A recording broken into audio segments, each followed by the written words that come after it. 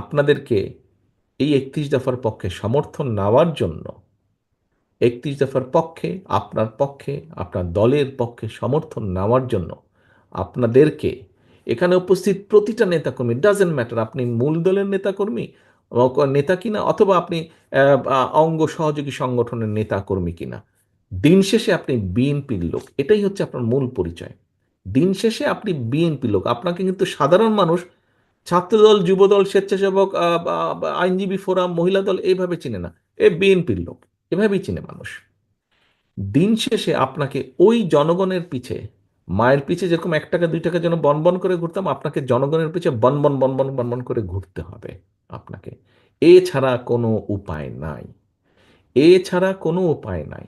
আমি গতকাল একটি অনুষ্ঠানে বলেছিলাম যে আমাদেরকে যদি, গতকাল কি পরশুদিন যাই হোক, যে আমাদেরকে যদি এই নির্বাচনের পুল সেরাত পার হতে হয়, তাহলে যেভাবেই হোক জনগণের পিছে আমাদেরকে থাকতে হবে, জনগণকে সাথে রাখতে হবে, জনগণের সাথে আমাদেরকে থাকতে হবে।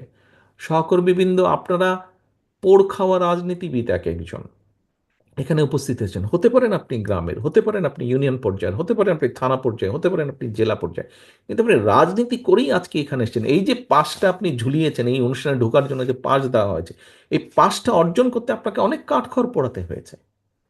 এখন আপনার এই অভিজ্ঞতা, আপনার এই জ্ঞান, আপনার এই সব কিছু আপনাকে ব্যয় করতে হবে জনগণের পেছনে।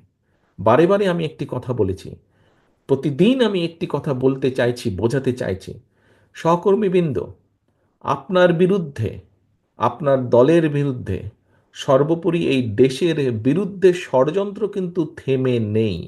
দুষ্টু লোকদের দুষ্টামি কিন্তু থেমে নেই।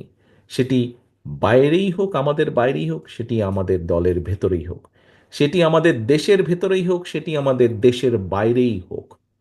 কারণ এই দেশের অর্থ সম্পদ, এই দেশের প্রাকৃতিক সম্পদ অনেকে লোভ দৃষ্টিতে তাকিয়ে থাকে। এই দেশে যদি একটি বিশৃঙ্খলা লাগিয়ে রাখা যায়, তাহলে এইগুলো অনেকের জন্য, দেশের ভেতরেই হোক, দেশের বাইরেই হোক, এই দেশে যদি একটি দুর্বল, জনসমর্থনহীন সরকার, যারা জনগণকে রিপ্রেজেন্ট করে না, এরকম সরকারকে যদি ক্ষমতায় রাখা যায়, তাহলে এই দেশ থেকে অনেকে অনেক কিছু লুটে পুটে নিয়ে যেতে পারবে।